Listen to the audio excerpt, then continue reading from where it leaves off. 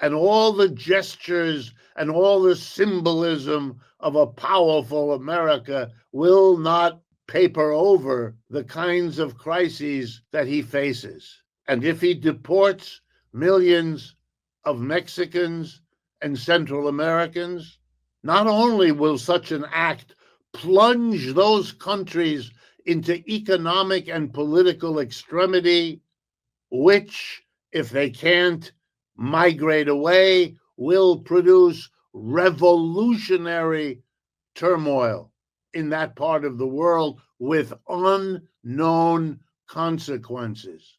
But it will also mean that the super exploited immigrant here in the United States will no longer be a source of the super profits of many corporations, especially in the fields of agriculture, in the fields of entertainment, restaurants, and in the field of construction, where these undocumented, underpaid workers are the source of enormous economic wealth being produced. Remove that, you remove the wealth. If we had a boom in rentals and in home prices, which we have had, making housing unaffordable for millions of Americans, that would get much worse if he carries through. In other words, we're seeing a government full of gestures, but also full of policy contradictions for which no clear solution is on the horizon. We are truly an empire in dire straits of trying to come to terms with what it is going through. Let me give you a couple of more, just bits of getting what decline means. Last week, something happened on the part of a country called Indonesia. I don't know if you're familiar with it. It's a remarkable country in Asia made up of 18,000 islands in the Pacific. It's a huge country. The population of Indonesia is 280 million people, makes it one of the largest countries in the world. Let me remind you, the population of the United States is 330 million. 280 isn't that far less than 330. It's an enormous thing what they did. They joined the BRICS. They joined a full partner of the BRICS.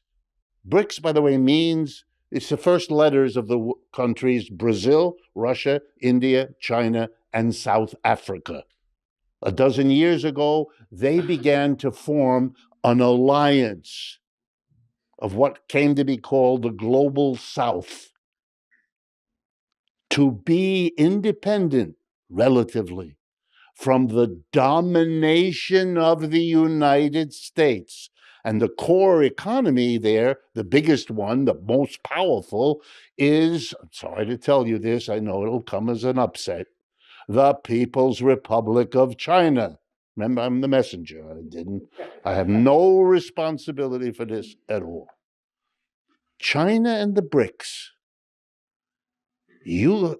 Indonesia joined them.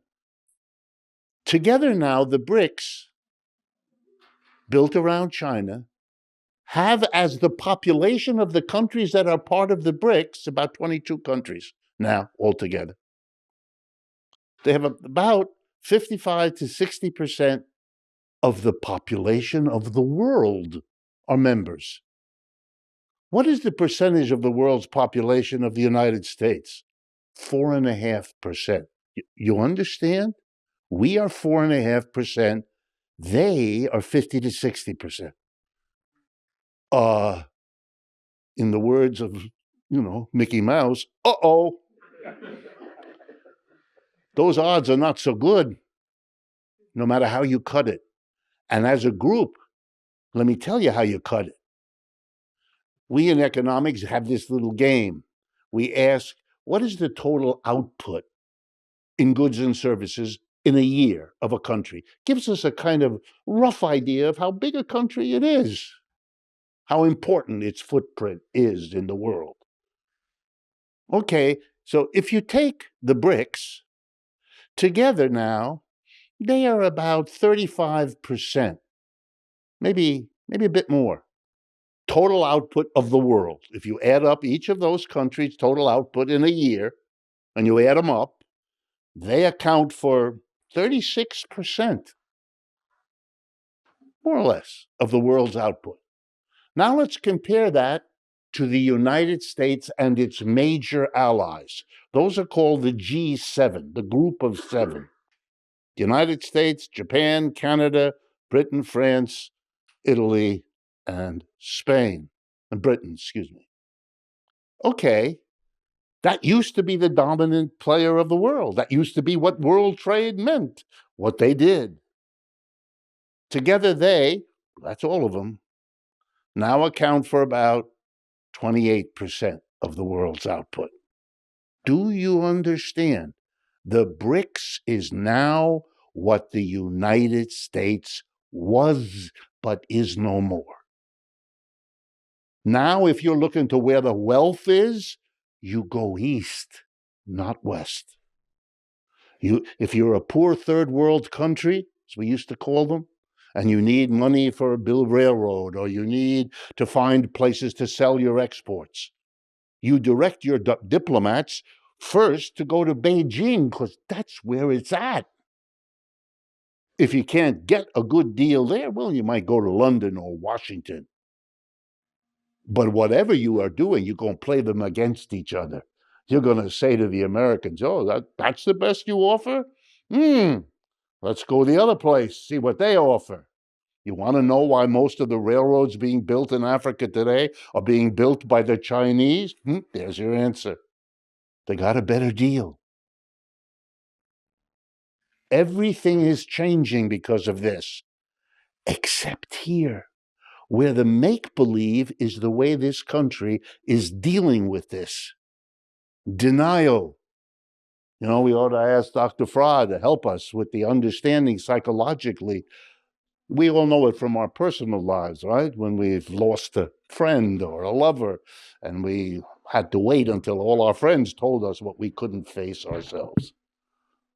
Well, we are the friends in this country who are being unable to vent. That's why what Indonesia did last week is something I'm not going to ask how many of you noticed it, because nobody will raise their hand. How could you? Make-believe made sure that was not on the newspaper's front page, or in most newspapers on any page ever. How many of you know that the Chinese are now the fast-growing dominant economy in the world? We're not. We haven't been for a while.